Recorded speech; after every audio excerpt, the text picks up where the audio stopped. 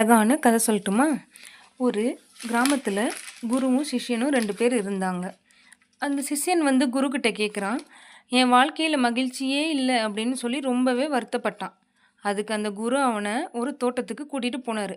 அங்கே பட்டாம்பூச்சி நிறைய அங்கே இங்கேயும் பறந்துட்டு இருந்துச்சு. குரு சிஷ்யன்கிட்ட இந்த பட்டாம்பூச்சி பிடிச்சிட்டு வான்னு சொன்னார். அவனும் அந்த பட்டாம்பூச்சிகளை துரத்திட்டு ஓடினான். ஆனால் ஒன்று கூட அவனால் பிடிக்க முடியலை. குரு பரவாயில்ல வான்னு சிஷ்யனை கூப்பிட்டாரு. நாம் இந்த தோட்டத்தின் அழகை ரசிக்கலாம் வா அப்படின்னு சொல்லி குரு சிஷ்யனை கூட்டிகிட்டு போனார். தோட்டத்தின் நடுவே கூட்டிகிட்டு போயிட்டு இருவரும் அமைதியாக உட்காந்துட்டு இருந்தாங்க.